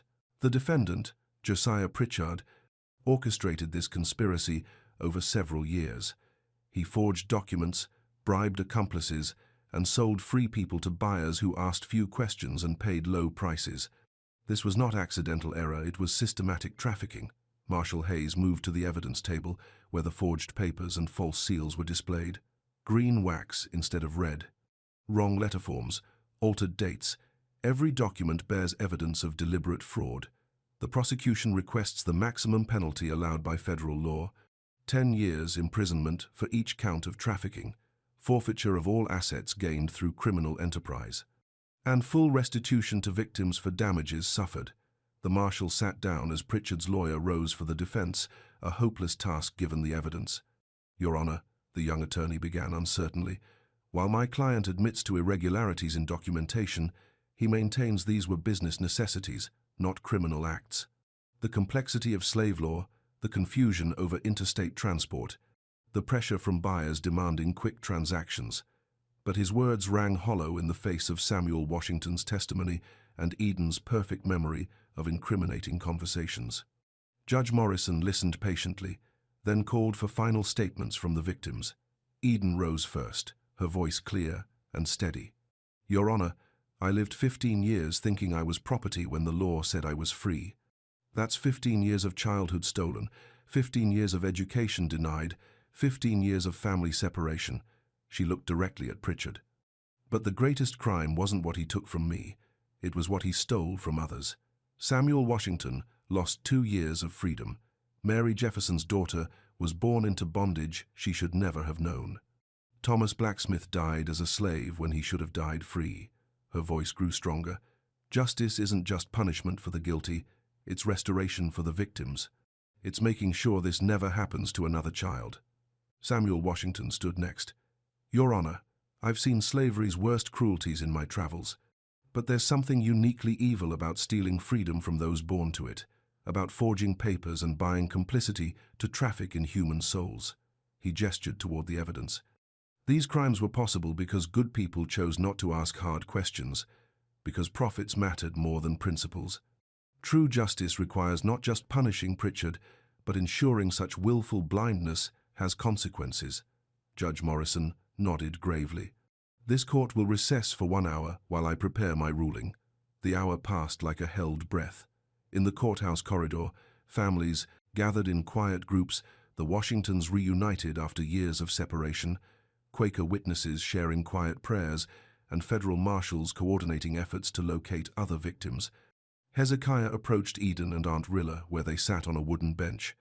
"Whatever happens with the ruling," he said quietly, "I want you both to know the Camden Covenant stands. Free or enslaved, family or employee, you are welcome on that land for as long as you choose." "What about the debts?" Eden asked. "The loans Augusta's father called?" "If the Vale restitution covers what we lost to Pritchard's thefts, there might be enough to satisfy the creditors. If not," he shrugged, "we'll find another way. Honest work, honest wages, honest relationships, the way my mother intended." Aunt Rilla took his hand. "Master Hezekiah. Just Hezekiah," he corrected gently. "If Eden's free, if you're free, then we're all just people trying to do right by each other." The courthouse bell tolled, calling everyone back for the judgment. Judge Morrison entered with a thick sheaf of papers, his written ruling, carefully prepared for the federal record. His face was stern as he called the court to order. "In the matter of the United States versus Josiah Pritchard, this court finds the defendant guilty on all charges: trafficking in free persons, forgery of federal documents, conspiracy to defraud, and denial of constitutional rights under color of law." Pritchard slumped as if struck. "The sentence is as follows: 10 years federal imprisonment on each trafficking count, sentences to run consecutively. Total of 70 years, imprisonment." The courtroom gasped. "Effectively, a life sentence. Furthermore," Judge Morrison continued, "all assets gained through criminal enterprise are forfeit to the federal government, to be distributed as restitution to victims. In the matter of Charles Vale and Associates, this court finds evidence of willing participation in illegal trafficking. However, in exchange for full cooperation and complete restitution, criminal charges will be suspended pending fulfillment of civil obligations." Charles Vale's face showed relief mixed with financial terror. "Bankruptcy, but not prison. Restitution requirements are as follows: full market value compensation to all victims of illegal sales, additional damages for suffering endured, transportation and legal costs for family reunification. Total amount, $47,000, due within 30 days. The sum was staggering enough to bankrupt most plantations, but exactly what justice demanded. "Finally," Judge Morrison said, "this court orders the immediate emancipation of any persons currently held under fraudulent documentation. Federal marshals will investigate all sales conducted by the defendant to ensure no one remains illegally enslaved." He set down his papers and looked directly at Eden. "Miss Washington, by order of this federal court, your freedom is confirmed and protected. You are entitled to all rights and privileges of citizenship, and any who interfere with those rights will face federal prosecution." The formal words made it real. Not just free by covenant or legal technicality, but free by federal protection, free in a way that no one could challenge or reverse. This court is adjourned. As the gavel fell, the courtroom erupted in celebration and dismay. Justice had been served, but the social implications were staggering. A precedent had been set for federal protection of free persons' rights, regardless of color or previous condition. Outside the courthouse, a crowd had gathered, some celebrating the victory, others worried about its broader meaning. Change was coming whether they welcomed it or not. The afternoon sun cast long shadows across the courthouse steps as the various parties gathered for final business. Federal marshals prepared to escort Pritchard to prison, Charles Vale met with lawyers to arrange his family's restitution payments, and Eden stood with Hezekiah and Aunt Rilla, planning their future. $47,000, Hezekiah mused. "Even after the Vale restitution, that's more money than the Camden place has ever seen. What will you do with it?" Eden asked. "Pay off the debts first. Clear the loans and mortgages," he smiled. "Then rebuild. Fair wages for all workers, proper contracts, decent housing. Make the place what my mother always dreamed it could be." Samuel Washington approached their group, his leather case in hand. "Miss Eden, might I have a word?" They stepped apart from the others. Samuel's face was serious but hopeful. "I'm returning to Philadelphia tomorrow," he said, "but I wanted to offer something first. I've been working with abolitionists to establish schools for freed persons. Safe places to learn reading, writing, trade skills." "That sounds wonderful," Eden replied. "We could use someone with your gifts. Perfect memory, clear speech, courage to stand for truth." You could help teach others, help them claim their freedom and build new lives. Eden looked back at Hezekiah and Aunt Rilla, then toward the Camden place in the distance. It's a generous offer, Mr. Washington, but I think my path lies here, at least for now. Samuel nodded with understanding. Sometimes the greatest service is staying put and making change from within. But the offer stands, if you ever choose differently. He pressed a card into her hand. My address in Philadelphia. If you ever need anything education, assistance, safe passage, you send word. The Underground Railroad runs both directions. As Samuel departed, Eden rejoined the others, just as a new arrival caught everyone's attention. Augusta Vale stepped down from her family's carriage, her face pale but determined. She approached Hezekiah with obvious reluctance. I've come to apologize, she said stiffly, and to return something that belongs to you. She held out a small object, the ring of ivory thread Hezekiah had given Eden days before. Augusta had kept it when she snatched the dress away at the chapel rehearsal. I was cruel, Augusta continued, her voice barely above a whisper. Cruel and ignorant and proud. I insulted honest work and honest people because I thought it made me superior. She looked at Eden directly for the first time. I'm sorry. For my words, for my family's participation in those crimes, for everything. Eden accepted the thread ring, feeling its familiar weight in her palm. Apology accepted, Miss Augusta. Augusta's eyes filled with tears. I don't expect forgiveness. What we did was unforgivable. But I wanted you to know I've learned something about the true cost of indifference. She turned to Hezekiah. You were right to refuse the wedding, right to choose principle over profit. I hope someday I can prove worthy of such integrity. Augusta returned to her carriage and departed, leaving behind only the echoes of a pride finally humbled by truth. As the sun touched the horizon, Eden stood on the courthouse steps, holding the ring of thread, a small reminder of kindness given in darkness, now returned in light. Ready to go home? Hezekiah asked. Eden looked at the ring, then at Aunt Rilla's weathered face, then toward the Camden place where lamplight was beginning to glow in windows. Yes, she said. Let's go home. The Camden place looked different in the evening light, not just a plantation anymore, but a community in transition. Word of the court ruling had spread quickly, and people gathered on the front porch to hear what changes were coming. Hezekiah stood on the steps where his mother used to read evening prayers, Eden and Aunt Rilla beside him. Field hands and house servants, free workers and contracted laborers all listening as he explained the new reality. The old way is ending, he said simply. No more slave quarters. No more overseer's whip. No more people bought and sold like livestock. He gestured toward Eden. This young woman's courage has shown us something important. Freedom isn't just a legal state, it's a daily choice. A choice to treat each other with dignity. A choice to honor the gifts God gave every person. What about work? Called someone from the back. What about wages and housing? Fair contracts for everyone who wants to stay, Hezekiah replied. Wages paid in cash, not script. Housing improved and maintained properly. Schools for the children. He smiled. And if anyone chooses to leave, to seek opportunity elsewhere, they go with our blessing and whatever help we can provide. An older man raised his hand. What about those who were sold illegally? The ones who should be here? We'll help find them, Eden said, stepping forward. The federal marshals are investigating every sale Pritchard made. Samuel Washington is working with abolitionists to locate missing people. Anyone who wants to come home will be welcomed. And if the money runs out, another voice asked, if the crops fail or prices drop, then we'll face that together, Hezekiah said, as equals, as family, the way my mother always intended. As the crowd dispersed to evening chores and supper preparations, Eden found herself alone on the porch with Aunt Rilla. The older woman's eyes were bright with tears of joy and remembered sorrow. I keep thinking about her, Rilla said quietly. Your mama, my daughter. How she would have loved to see this day. Maybe she did see it, Eden replied. Maybe that's why she hid those Latin words where you'd find them when the time was right. You really think so? Eden looked at the family Bible lying open on the porch table, its pages soft with age and handling. I think love finds a way to speak, even across time, even from the grave. She opened the Bible to the marriage passage and ran her finger along the margin where the manumission words were written.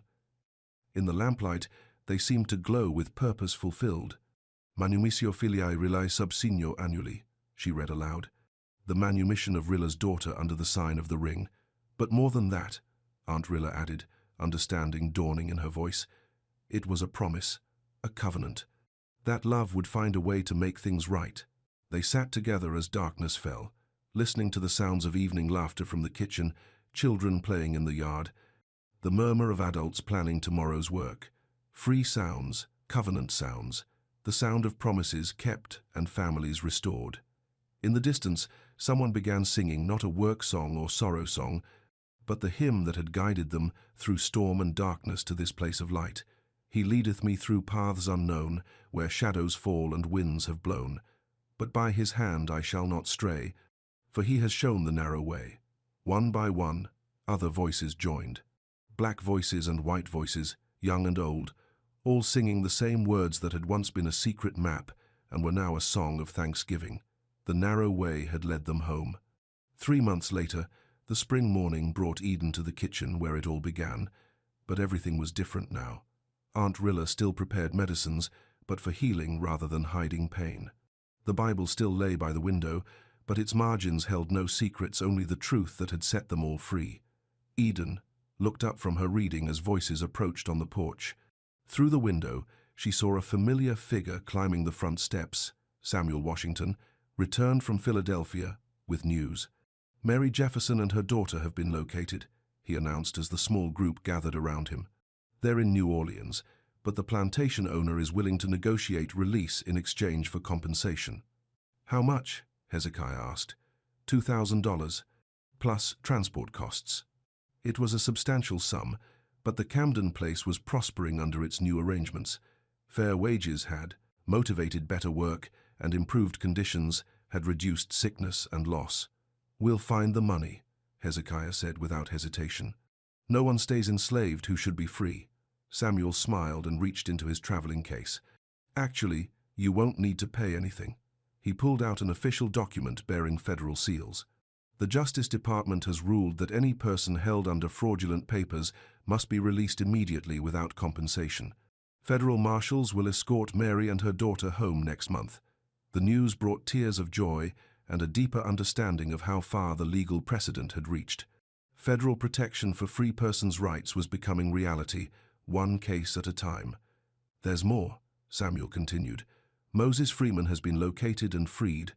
Caleb Washington is coming home from Alabama. It turns out his sale was also illegal under the Camden manumissions. What about Sarah? Eden asked. Caleb's wife? Samuel's face darkened. We're still searching. The Georgia plantation where she was sold has changed hands twice. Records are incomplete. He paused. But we won't give up. As Samuel departed to continue his work, Eden walked to the family cemetery where Miriam Camden lay beneath a simple stone. She knelt beside the grave and placed a small bouquet of wildflowers among the weathered markers. Thank you, she whispered to the stone, for the covenant, for the pattern, for trusting that love would find a way. The wind stirred the oak leaves overhead, and for a moment Eden could almost hear the late mistress's voice. Every thread matters, child. Every pattern has purpose. Every promise kept opens the way for miracles. As she rose to leave, Eden noticed something carved into the back of the headstone, something she'd never seen before. Small letters, almost hidden by moss and time, Fides et Familia, faith and family. The same words from the grandfather's ring, the same covenant that had transformed a young woman's gesture of defiance into a revolution of grace. Eden touched the carved words and smiled. The narrow way had led them through storms of injustice to this place of peace, but the journey wasn't ending, it was beginning. Every day brought new chances to honor the covenant, to keep faith with those who'd been faithful before, to show the world what true freedom looked like. She walked back toward the big house, where Aunt Rilla was calling her to help with the noon meal. Free steps on free ground, carrying free choices toward a future bright with possibility. The thread of providence had woven them all into something beautiful, a family not of blood but of choice, not of ownership but of love, not of law but of covenant. And in the kitchen window, the family Bible lay open to its sacred words, its margins no longer hiding secrets but proclaiming truth, that every person was created equal, that love was stronger than law, and that sometimes the smallest thread could hold the fabric of justice together. 10 years later, 1866, Eden Camden sat in her mother's rocking chair on the front porch, her own daughter sleeping in her arms. The child was 3 months old and perfect in every way, born free into a world where freedom was no longer rare or precious, but simple and expected. The war had come and gone, taking with it the last legal vestiges of human bondage. What Eden's courage had begun in a courthouse, federal armies had finished on battlefields. But here on the Camden place, the transformation had been quieter and deeper, not imposed by law but grown from love. Hezekiah emerged from the house carrying a lamp, his hair now touched with silver, but his eyes still bright with purpose. "Time to bring little Miriam inside," he said gently. Eden smiled at her daughter's name, chosen to honor the woman whose covenant had made this life possible. "She likes the evening air. Listen." In the distance, voices were singing the old hymn, but with new verses written by those who'd lived its promise. The narrow way had become a broad road, and the paths unknown were now well-traveled routes to freedom and justice. "Letter came today," Hezekiah said, settling into the chair beside her. "From Sarah Washington in Boston. She's found work as a seamstress, teaching other women the trade. Says to tell you the stitching patterns you taught her are keeping food on her table." Sarah, Caleb's wife, finally located and freed after years of searching. The Washington family was whole again, scattered but connected by letters and love, and the knowledge that they had survived the storm together. "Any word from Samuel?" Eden asked. "His school in Philadelphia has 40 students now, all former slaves learning to read and write and claim their place in the world." Hezekiah chuckled. "He says your perfect memory would be useful in teaching if you ever change your mind about staying put." But Eden had no desire to leave. This place had been her prison and become her home.